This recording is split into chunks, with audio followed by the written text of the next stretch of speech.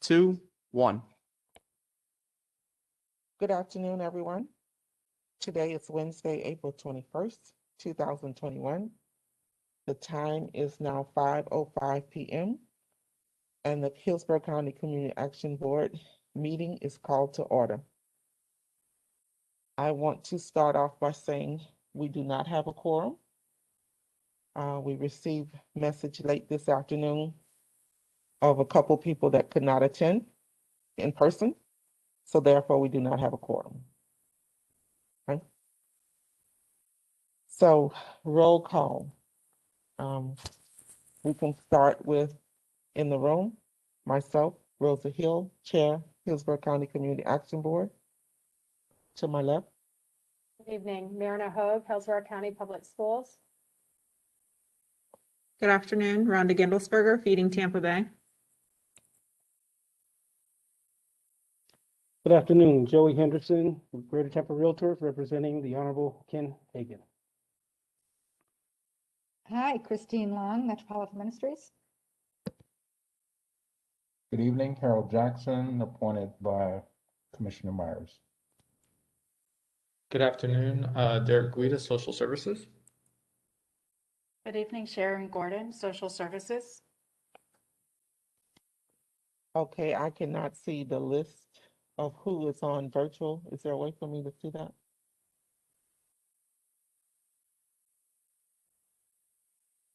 Sharon, Ms. Gordon will call out the name if you can acknowledge that you're on. Please, thank you. Ms. Osea Wynn. Mortenson, Temple Terrace. I'm going to call roll call. So if I call your name, please let me know if you're in attendance virtually. Mr. Ramon Wong. Okay. Ms. Kimberly Mitchell.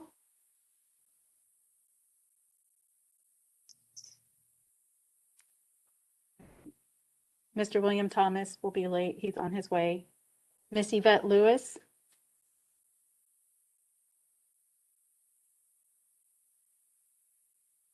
Mr. Santos Morales. Miss Noreen Copeland Miller. Here. Dr. Benny Small. Mr. Gabriel Brown. Miss Janine Hargret. Miss Regina Gambrell. Mr. Patrick Simmons. Okay, Regina Gambrell, thank you. Mr. Patrick Simmons. Welcome. Patrick Simmons. Miss Jennifer Anderson. Hold on one second. I am here, Miss Gordon, and Samelia Davis is trying to park. Okay, so Miss Samelia Davis is on her way. Okay. Did I miss anyone? I know that Social Services is also on the line, and I'll let them introduce themselves, but did I miss any board members? Andrea White, Andrea White. West Central Region Advisory Council, representing the low income sector. Thank you so much. And Mr. Thomas Mortenson, you did state that you're here, so thank you so much. Yep, thank you. All right, and now staff will introduce themselves. Good evening, Audrey Ziegler, Social Services Department. Maria Gillis, Social Services Department. Angela Medero, Social Services. James Girard with Social Services. Chien Mai with Social Services.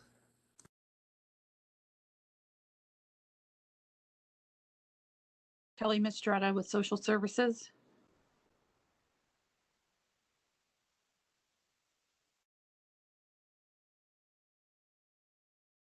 And Ms. Hill, that completes roll call. Thank you very much. So I'm going to ask Mr. Jackson if he would lead us in an invocation, please. We bow our heads, please. Father, we thank you for the opportunity to gather here today. We thank you for your grace, your mercy, your faithfulness. We ask you to watch over our deliberations today as we work for the betterment of our community. All this we ask in your name. Amen. Thank you. Now I have the Pledge of Allegiance. So if we could stand in the room. I pledge of allegiance of the United States of America and to the republic for which it stands, one nation, under God, indivisible, with liberty and justice for all. Thank you. Dr. Ho, if you don't mind, do you have access to the mission statement? Yes, I do. Thank you. The Hillsborough County Community Action Board partners with community stakeholders to stabilize and empower vulnerable individuals and families to achieve self-sufficiency through advocacy and essential services. Thank you, Dr. Ho. Mr. Jackson. Because we do not have a quorum, we are not able to vote or approve any of the items on the agenda. So item D will be tabled until the next board meeting.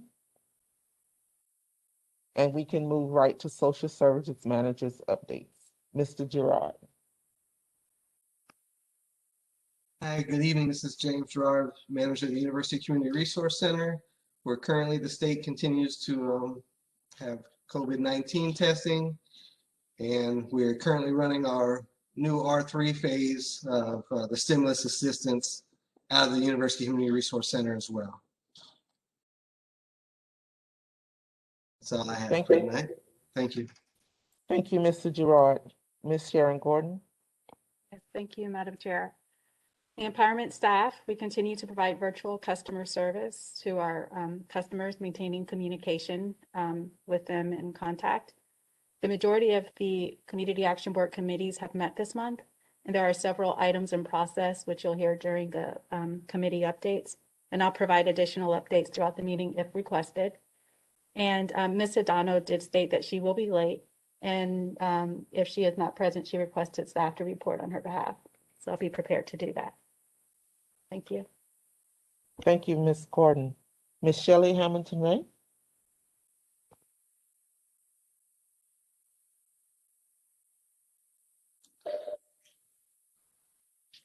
Shelley advised me she stepped away for a moment, but she'll be back with us shortly. Thank you so much. Mr. Chien Mai. Hello, everyone. Center Manager for Plant City and South Shore. Currently, our career source at both sites are taking application for their Summer Connection program, which is to assist youth between the age of 16 to 24 for paid internship, online career exploration, and Youth Leadership Academy. Also, our Healthy Living has reopened at the centers, so the gym is open to the public, which they can use Monday through Friday, 8 to 5. And currently assisting with the R3 program, and we're about 3 weeks into that. Thank you. Thank you, Mr. Mai. Ms. Angela Medero. Good evening. The training staff is currently stationed at the University Community Resource Center, providing support to staff for the R3 program. In addition to the training unit, we are also supervising the temps that were hired for this program as well. So we are just plugging along with this ERAP program. Thank you. Thank you. I will circle back to Ms. Shelley Hamilton-Wray if she's on the call. If not, we will move on. Okay, so we will move on, and when she comes back a little further in the program, in the agenda, she'll be able to make her presentation. We're now down to the standing committee reports. Executive Committee, myself, Rosa Hill, Committee Chair. The Executive Committee met on Thursday, March 25th, 2021 at 12 p.m. in a hybrid meeting. The meeting went well. The main point I want to point out, which came from that meeting, is the CAB meeting quorum process.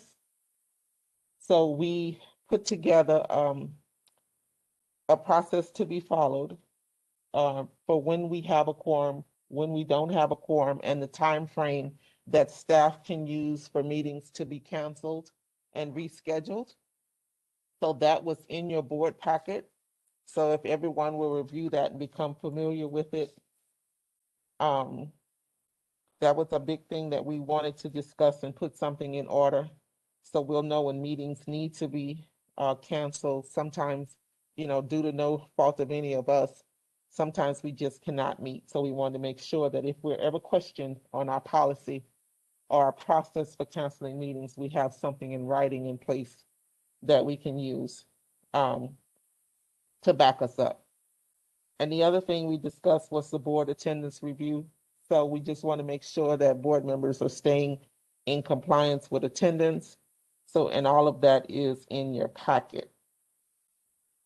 That is all I have to report for the executive committee report. And we can move now to the bylaws committee vice chair, Mr. Joey Henderson, committee chair. Thank you, Madam Chair. The Bylaws Committee did meet on April 8th. And thank you to Ms. Noreen Copeland Miller and Ms. Andrea White for being in attendance.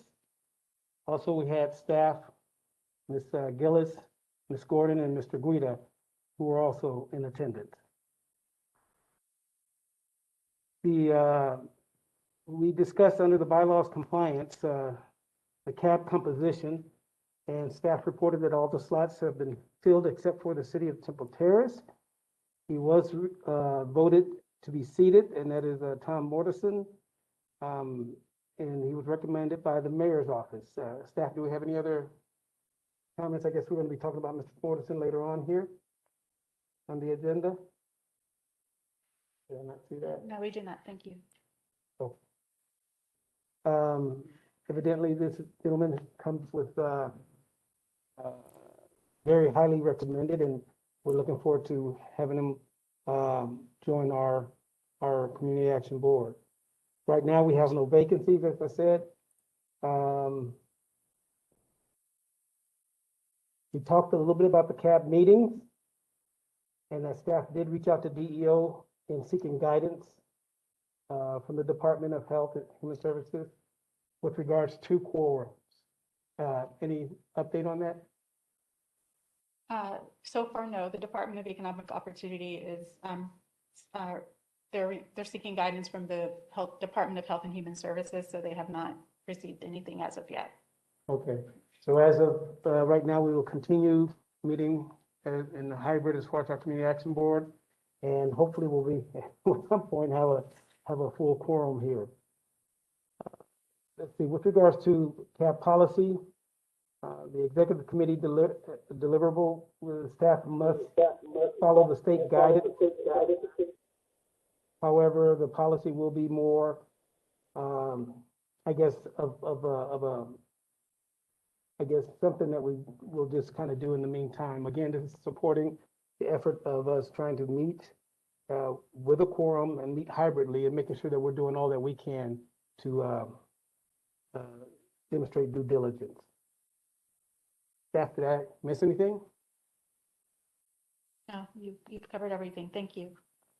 That is my report, Madam Chair. Thank you, Mr. Vice Chair. And can we have for the record the board member that entered the room state your name? Yes, Madam Chair, this is William Thomas Jr., City of Plant City.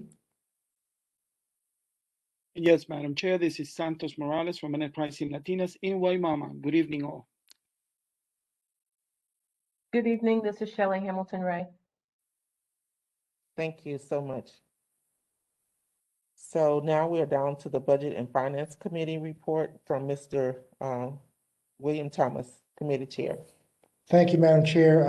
I was unable to lead the budget meeting due to unforeseen circumstance.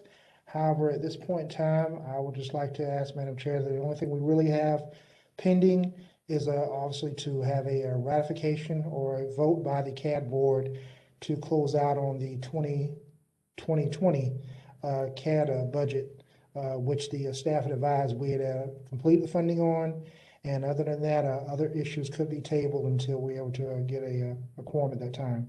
But I have nothing further to report, Madam Chair, at this time. Thank you so much. And because we do not have a quorum tonight, we are unable to vote or ratify any of our pending items.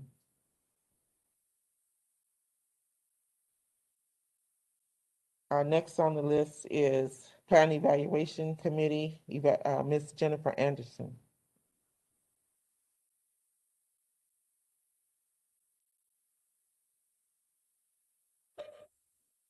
Madam Chair, first of all, I was trying to help Miss Davis with her parking issue. For some reason, the machines aren't letting her park. So anyways, for the Planning and Evaluation Committee, we have quite a bit going on, actually. A couple things is that the issue with the spectrum and the Wi-Fi is still in the mill, working with that for those that have been working on those, and as well as the or have been following that, and so we should have a resolution of that really soon. And then we have some, for those of you that received, for the Budget and Finance, that received paperwork this week that was asked for it by yesterday, that'll be extended till Friday. For those on the Planning and Evaluation Committee. So please get those in by Friday. There's been a rubric created. So if you haven't gotten it, some proposals and a rubric to use to score those proposals, because that's the way that we're going to do it from now on, is other than just reading them and making decisions based on just information. We're actually going to use a rubric like we use for scoring the scholarships and what have you as well. And I think that was an awesome idea. I believe Madam Chair came up with that idea. I think that's awesome. And so for those of you that have those, or if you haven't got, if you're on the Planning Evaluation Committee and you didn't get a rubric or those proposals, please contact Mr. Guida, because they do need to be in by Friday, please. And I'm trying to think if I have anything else, because we do have some really, really great proposals that hopefully we're going to have some to vote on at the next meeting, and we'll have a quorum to do so. So I think that's all. If there's anything Ms. Gordon can think of that I'm forgetting, please help me. No, you've covered it all. Thank you. Okay, thanks. Madam Chair. Yes, sir. Yes, a question to Ms. Anderson. Yes. Yes, Ms. Anderson, could you, I'd like to get a copy of that rubric, even though I'm not on your committee. I'd just like to see it. Okay, Mr. Guida, could you please send a copy out to Mr. Vice Chair, please? That was you, Mr. Henderson. Yes, it is. Thank you. Okay. So, staff, I think it would be a good idea to send a copy of the rubric out to all of the board members so they will know when proposals come in, how we're scoring. And actually, I would love to take credit for this great, wonderful idea, but I actually kind of piggybacked off a former board member, Mr. Walter Niles, that used to be a part of the board. And when he was on the Planning Evaluation Committee, he created a rubric so that when we receive proposals, we have something with the MPIs on it and different categories where we ask questions to and score them, so that if we're ever questioned, and my thought process is if we're ever questioned about how we fund one agency versus another one, that would be good to have a document in place to show this is how the scoring process worked. So that is the reason behind going back to the rubric, because budget is limited, and the proposals are growing that are coming in. So we want to make sure that we're always covered with how we do things, and we can always back ourselves up if we need to, if we receive any questions from the public. Well, I would like to thank you for resurrecting it anyways, because it will make it much easier, I think, and streamlined. So thank you very much for resurrecting it. I wasn't here during that time period, so I wasn't aware of that. So No problem. I just have one other question.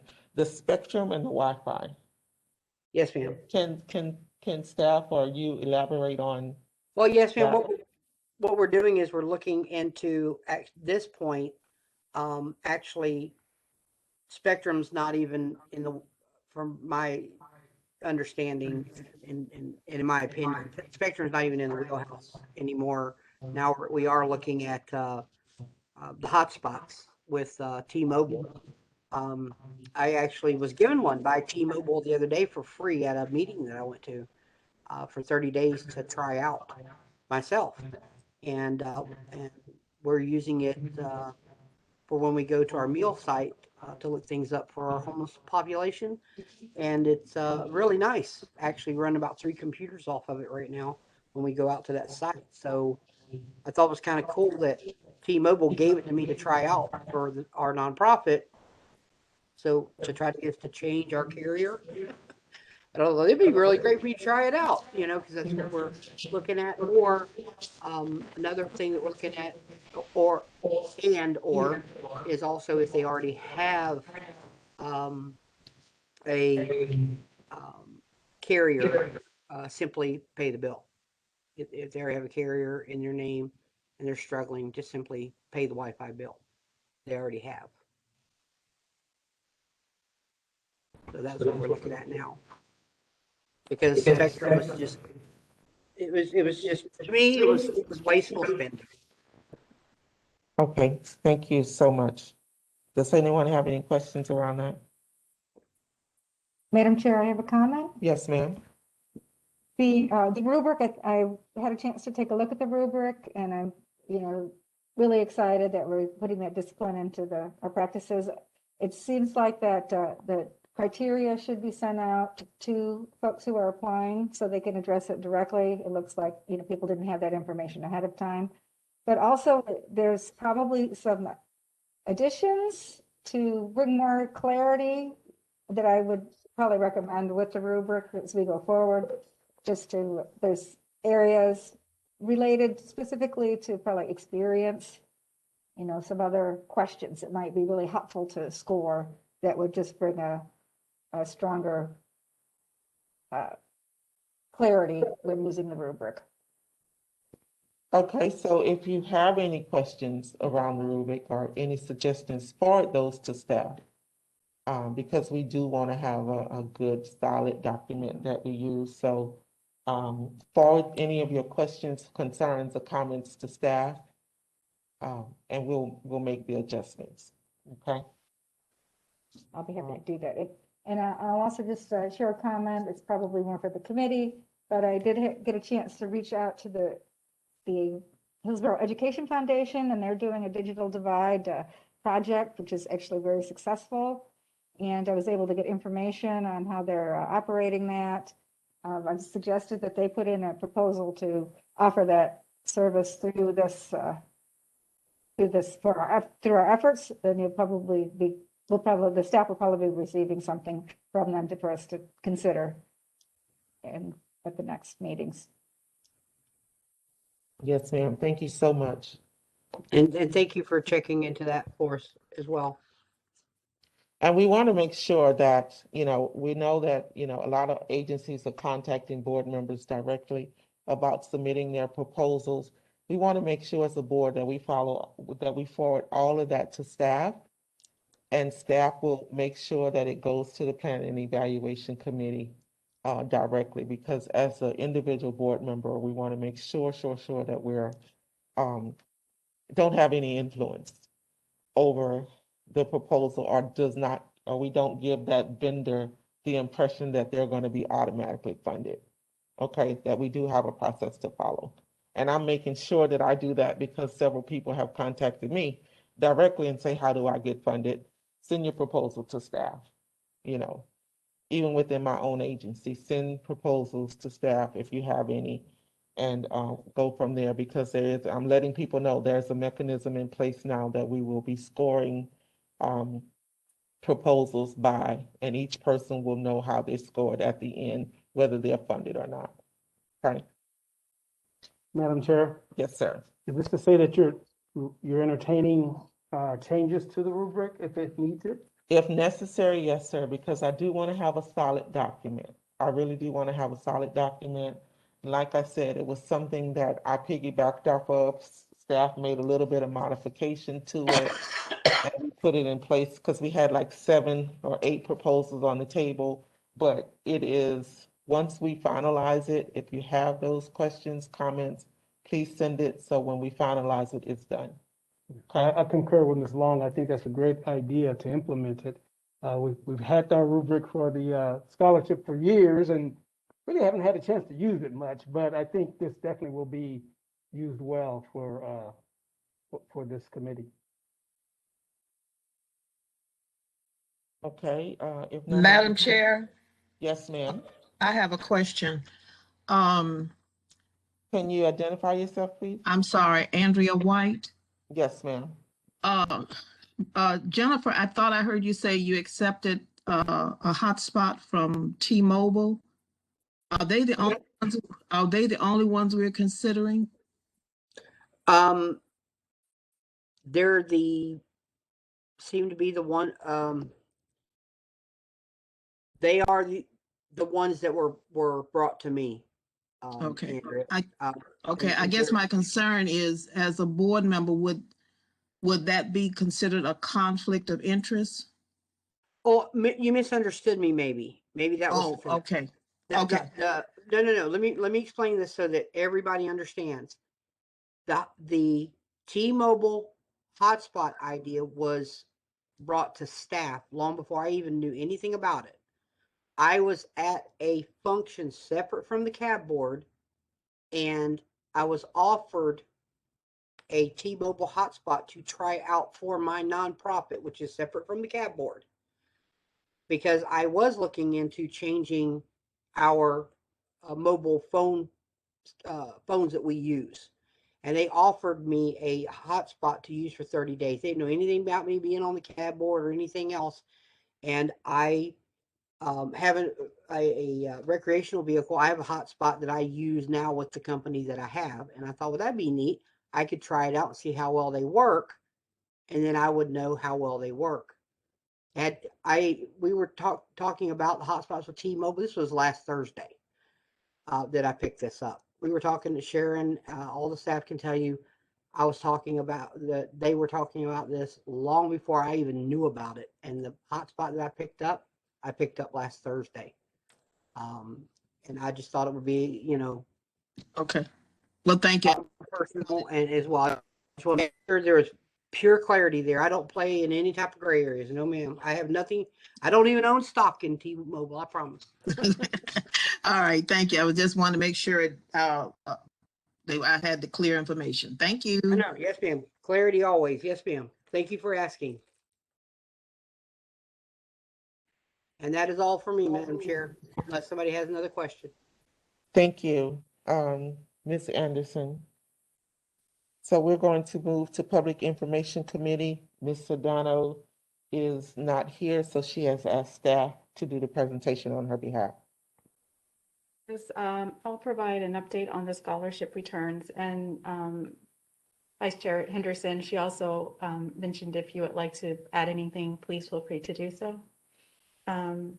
So for scholarships, we received a total of 84, and so far 55 of those have been completely approved. They provided their fall enrollment letters, they've been determined eligible, they're approved. 44 of those applications are to universities, and 11 of those are to community colleges. 28 of the applications are for new, and 27 are for returning applicants. And the numbers that I just provided are for those who are approved. And that's all that I have, unless you have additional questions.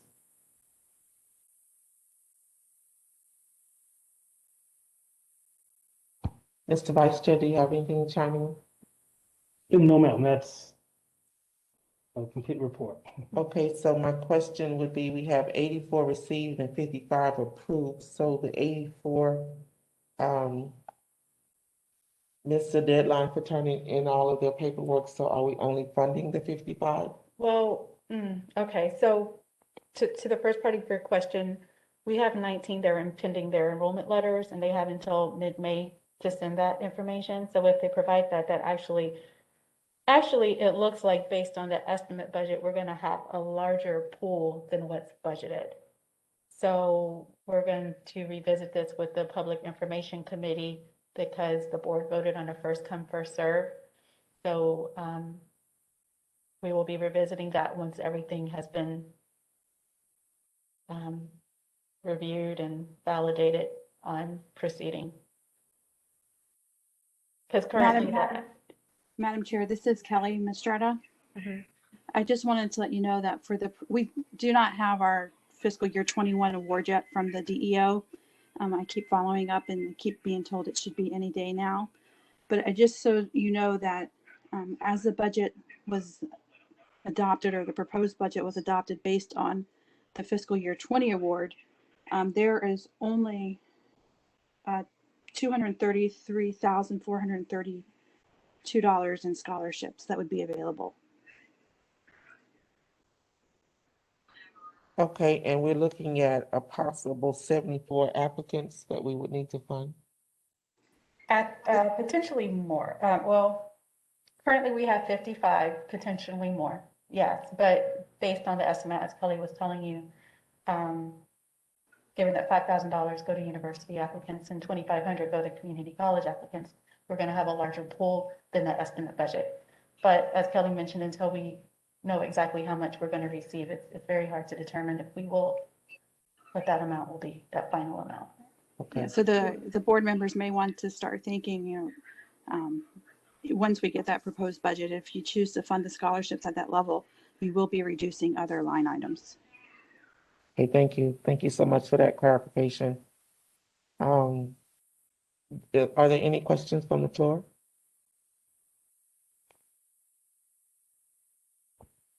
Okay, thank you so much, Ms. Gordon, for giving the report on behalf of Ms. Cedano. Next on the agenda is nominating membership committee, Ms. Noreen Copeland-Miller, Chair. Good evening, Madam Chair and board members. Okay. The membership and nominating committee met on April the 13th. And I do want to thank those board members that were present and staff. Excuse me, I'm sorry, y'all. Hold on a moment. My granddaughter wants to join in, so. Okay, and first of all, I want to start out by welcoming Mr. Tom, the Temple Terrace representative, Mr. Tom Mortenson. He's on the virtual line, so welcome. Thank you. Glad to be a member, and hopefully we can do more in Temple Terrace to help out. Thank you. On our meeting on the 13th, the nominating committee put together and talked with staff to send out an email to all board members that are interested in running for office for the new upcoming year. And the office that will be up will be president, vice chair, will be chair, vice chair, secretary, and parliamentarian. Derek sent out an email to everyone. If you're interested in holding an office on the executive committee, please get your name back to Derek by about April the 30th, as we will be meeting in May to put together the slate so that we will have the slate for our May meeting so that we can proceed with the officers. So again, you should have received the email from Mr. Guida that you should get your name back to him by April the 30th if you're interested. And after today's meeting, he will send out another email as a reminder so that we know how anxious a lot of you are on becoming officers. So he's going to be looking for you to get your names back to him. And also with the membership, our board is in compliance. And so we're good with that with DEO. And I think that concludes my meeting. Did I miss anything? Those people that were in attendance or staff? If not, Madam Chair, that concludes my report. Thank you, Ms. Copeland Miller. So if we could circle back before moving forward to Ms. Shelley Hamilton-Wray for Center Manager's report.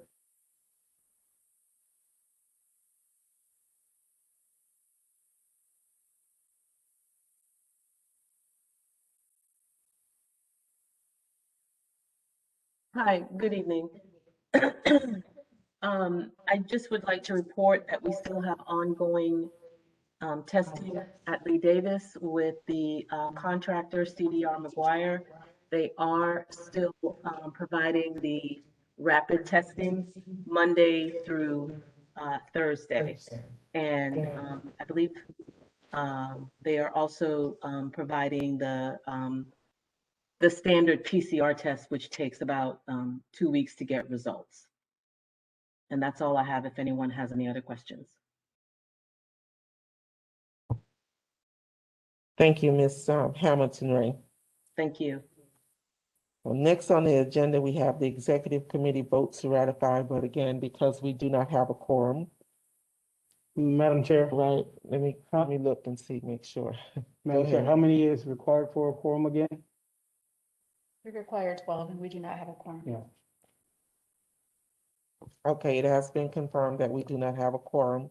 So the items that's listed on the vote and ratify, we cannot address this evening. Ms. Noreen for the nominating committee just brought up the new cab officers and the next election cycle. So everyone received their list of positions and duties. So like she says, I know everybody's excited to sit in these seats. So get your name into Mr. Guida.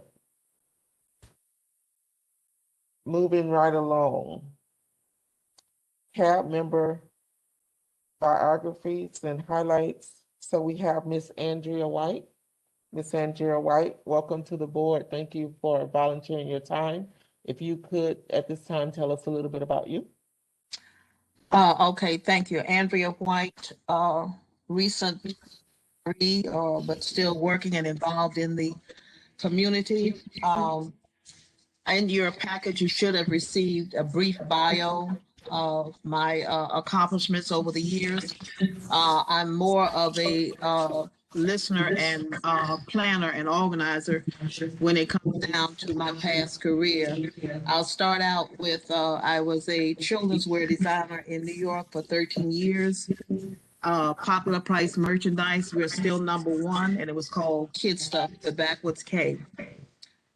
From there, I got into telecommunications, where I've spent the remainder of my time and managed to make it through 6 mergers. I come from a family of firsts, but we're very quiet. My mother was the first African-American female that was appointed to the Arts Council here in Hillsborough County under Art Keebler. My father, as a lot of those that you know, is upon his death the only person in his field, African-American, in the field of tuberculosis. And also in the family is, a lot of you may have gone or aware of the Helping Hand Day Nursery under Inez Boyer. So these are some of the things that I've learned over the years from community involvement on all levels. And my reason for wanting to, or if you want to go back and look at my bio, you can see, which was in your pack, the number of things that I've done over the years, where it comes down from managing budgets from $500,000 to $1 million, where when I first got here, was a foundation. I enjoy working with the community because my latter 30+ years was working with the community. and managing all of Hillsborough County under government relations and volunteerism. So I try to remain positive and still involved in the community. And the reason I wanted to be a part of this board is because now I have more time than I was before, working 7 days a week, making sure that nonprofits and organizations were funded in Hillsborough County. I've listened in on a couple of 3 or 4 of the subcommittees, and I'm interested in participating or continuing my involvement in the budget and finance, planning and evaluation, and the nomination and membership committee.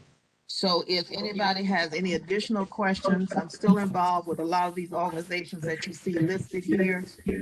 And I appreciate the opportunity to serve my community even further and become more involved than in prior years of working and not having the time to dedicate to working with the CAB board. Are there any questions? That concludes my introduction.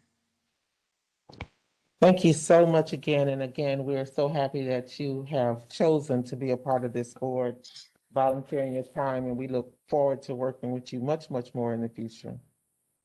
Thank you. With that, we are moving on to Mr. Harold Jackson. Mr. Jackson, if you could tell us a little bit about you.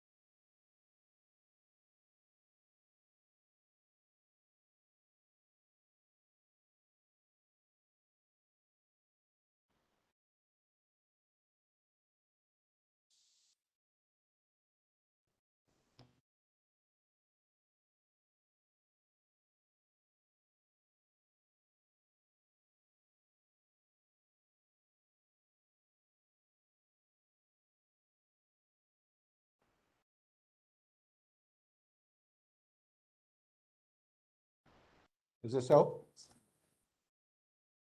Always good about finding solutions, so here we go. Good evening, everybody. I'm Harold Jackson, and I am a native of Hillsborough County in Tampa, born, reared, and educated here. 3rd generation Tampan, and product of both private and public education here in Hillsborough County. As Andrea White mentioned, Helping Hand Day Nursery, a product of that great and historic institution, and on the public side, Dunbar Elementary. The private side, St. Peter Claver Catholic School, which is also my church home here in Hillsborough County.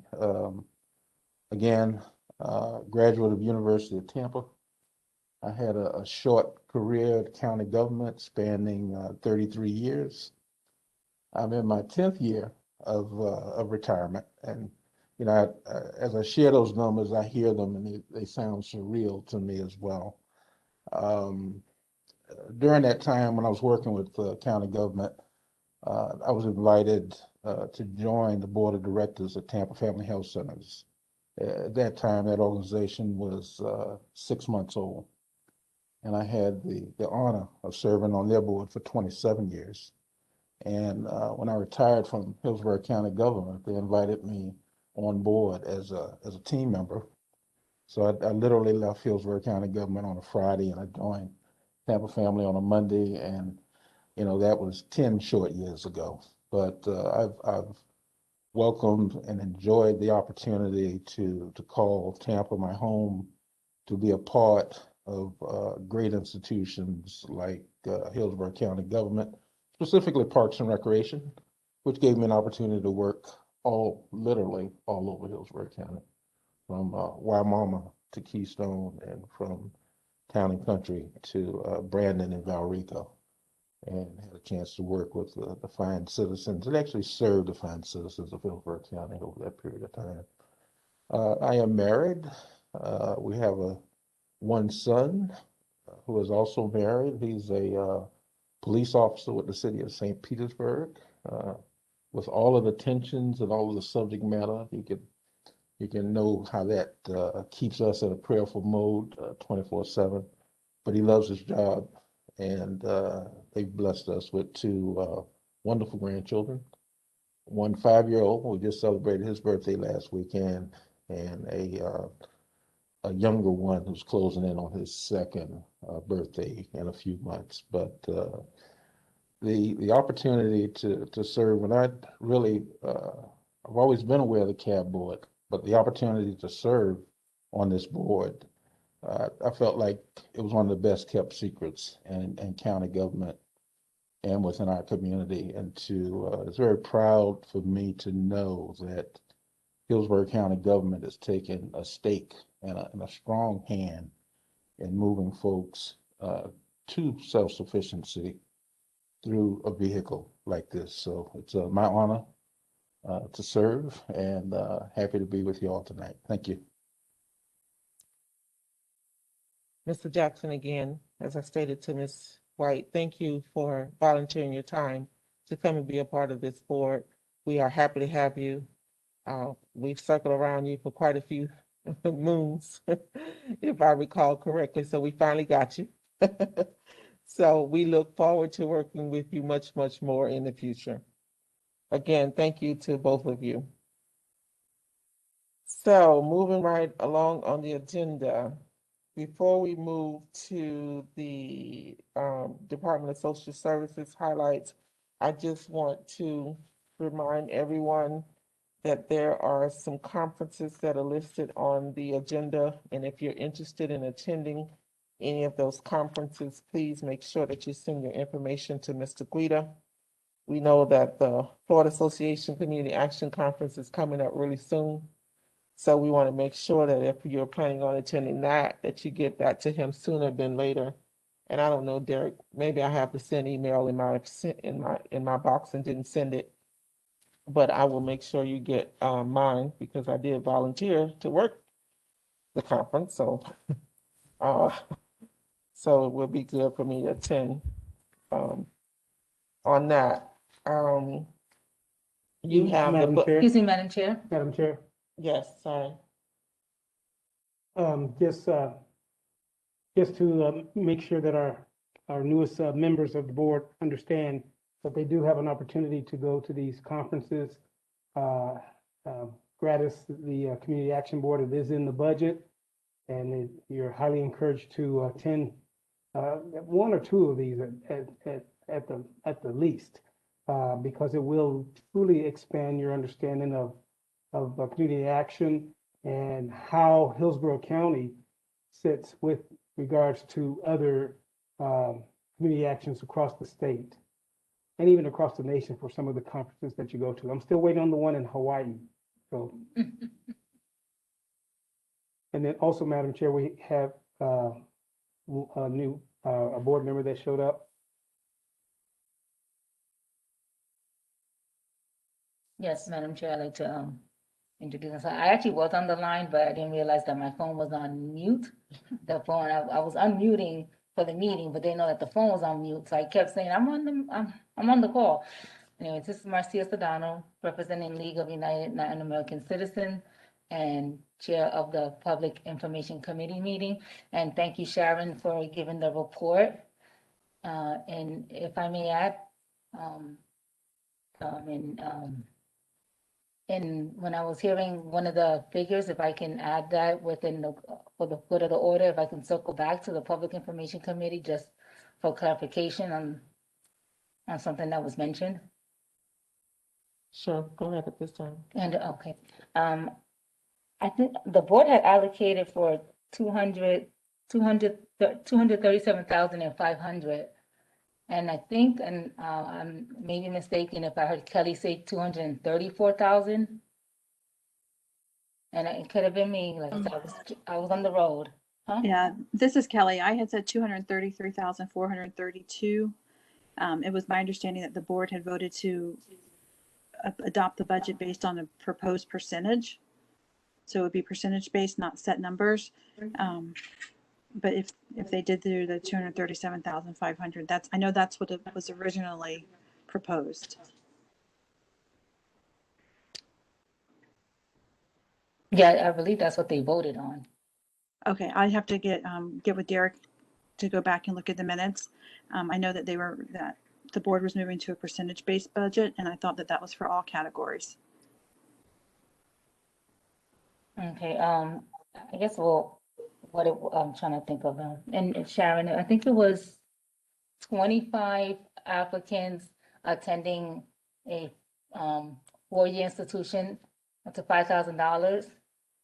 And I think 10,000 students to 2,500, and they have that. I'm looking through my notes. I know it totaled up to 237,500, and when we met last week and we went over the budget, it was 237,500. Okay, I just want to remind you and the board that all the numbers that were voted on were based on the budget remaining exactly the same this year. Until we get the budget, if the state awards less, or if they award more, those line items can change. So just keep that in mind also. Okay, yeah, I know we're waiting on the decision from DEO.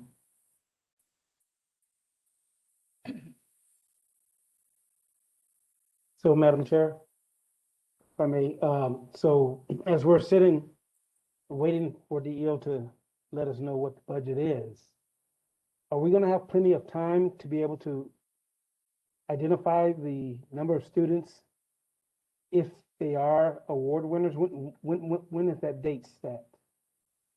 I'll have Sharon answer that question. Maybe Kelly could speak more to, I don't even know if Ms. Strada would have an anticipated date in regards to the final amount. However, we did extend through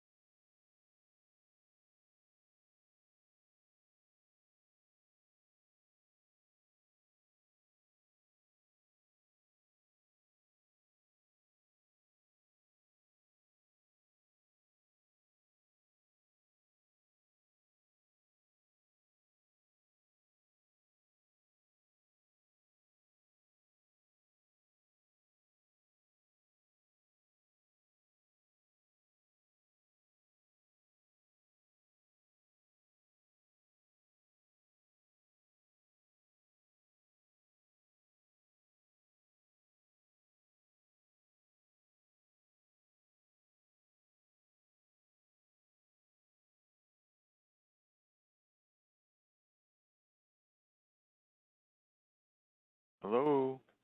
I think we lost you guys. Hello? Highlight and put a message there letting you know that those numbers are projections, are estimates, and that we have not received the final budget dollar amount from DOA. Okay. So with that, I will move on to Department of Madam Social Services. Chair, Madam Yes, Chair, I'm ma'am. sorry. This is Noreen Copeland Miller. I wanted to circle back to the conference because I did send Derek an email that I was interested in Florida Community Action annual conference that's coming up. I think it's May the 17th or 24th or something. But I May did send 17th and 18th. Okay, I did send an email, but I have not heard anything back. Man, I didn't see my name on the list as interested, but I did send that to Derek. But I know we were waiting on more information, so maybe that's why I hadn't been addressed it. But for the record, I know we're not quorum, but I do want to attend. Thank you. Ms. Copeland Miller, you are correct. Ms. Hill, I will be sending you an email this week with a list of those that have requested for your approval. Madam Chair, this is Andrea One. My name was also submitted to Derek as well, so for that conference. Yes, ma'am. So I don't know if you could hear him. He said he will be forwarding on the names of everybody that submitted. So we'll have a complete list of everybody who submitted their names. Because we had a little echo in the room, so I'm not sure if you could hear him speaking. Thank you. You're welcome.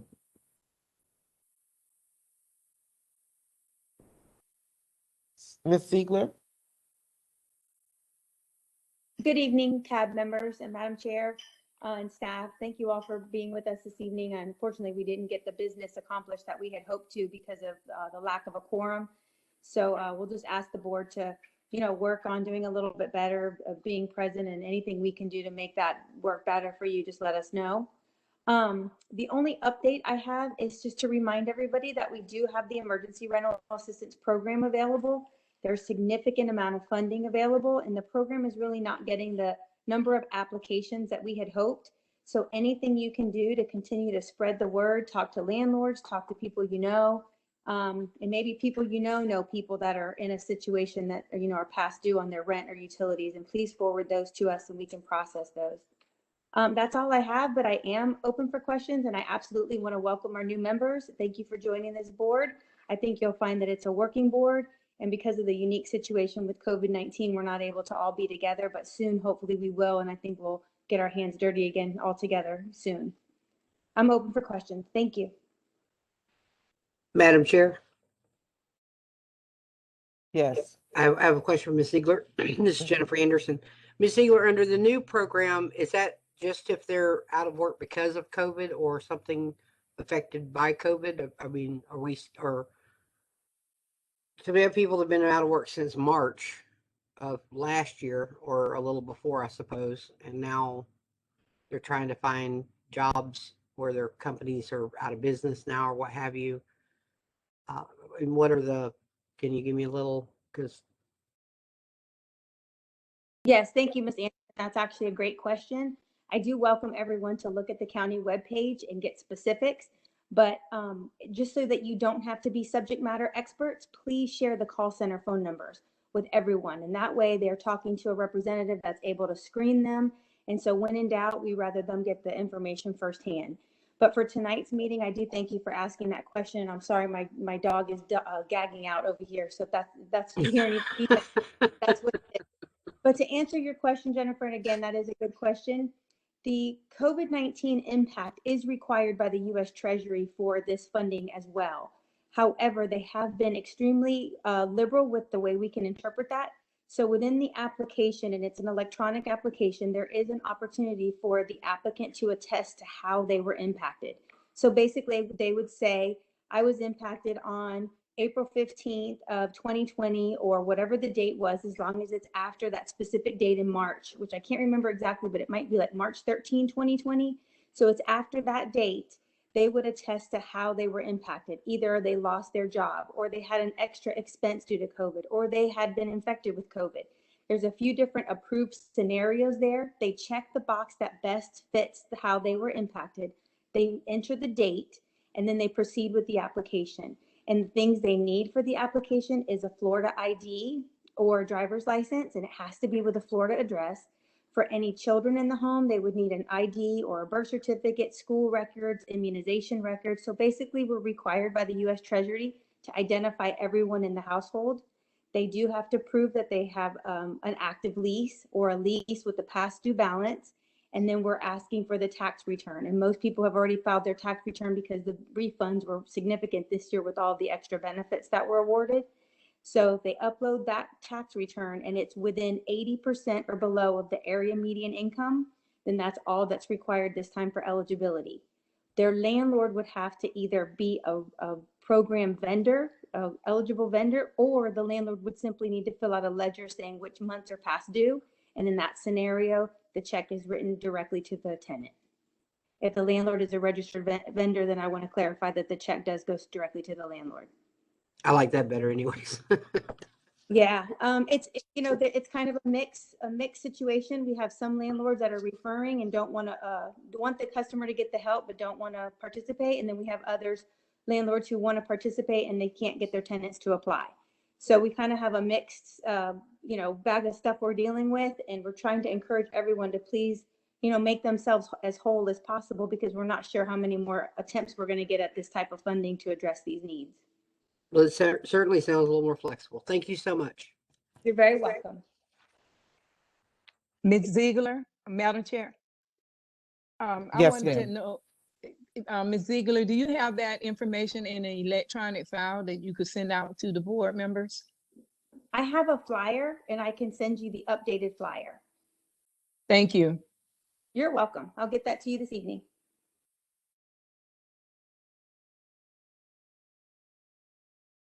Any more questions for Ms. Ziegler?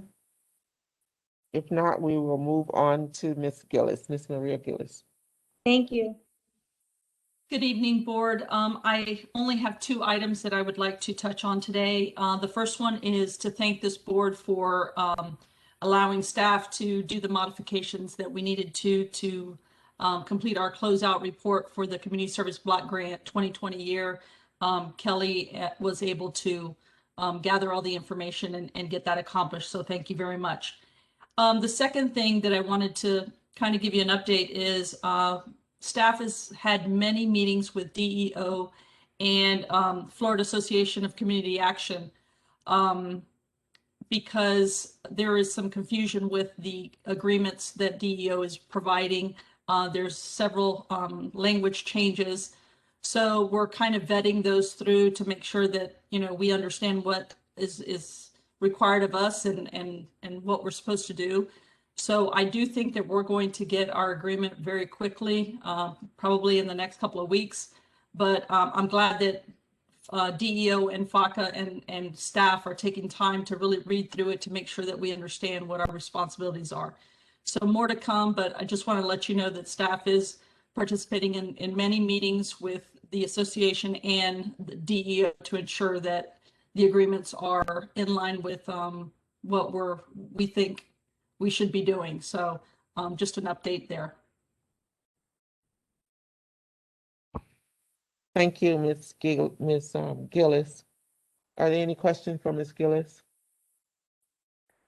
There's just one other thing I'd like to add before the good of the order. Right now, my executive committee meetings are scheduled after the board meeting. So I would like to, Derek, if it's okay, cancel tomorrow's meeting and you and I work on a date that we can have these meetings prior to the regular CAB meeting. So if you are part of the executive team, tomorrow's meeting has officially been canceled. Okay? So if there's not anything else for the good of the order, the floor is open. Madam Chair, William Thomas, City of Plant City. For the good of the order, I'd just like to refer tomorrow actually based out of Plant City. The Plant City area is going to be hosting a virtual career fair. The term they use is the Future Academy, Future Career Academy. And if you do look it up online, it is thefuturecareeracademy.com. That is a collaboration with several economic development corporations. Nearly 100 employers in the Plant City area will be on a virtual job fair. So please spread the word. They are using social media as mainly their ways of getting the information out. The objective of that program is to attract and hire those young people coming out of high school who don't necessarily want to go to college, and ensure they stay local and get employed local. So again, the futurecareeracademy.com is the website name, and they're doing a career virtual fair tomorrow with a number of chat rooms and conversation rooms. So again, spread the word. This won't be the last and not the first. So again, just for a note for the good of the order. Thank you, Madam Chair. No, they do not have to pre-register. Just go straight online and they can log in, identify who they are. Thank you so much, Mr. Thomas. Anyone else for the good of the order? If not, the time is now 6:10 p.m. and this meeting has gone on quite well and is adjourned. Thank you. Thank you, ma'am. Thank you.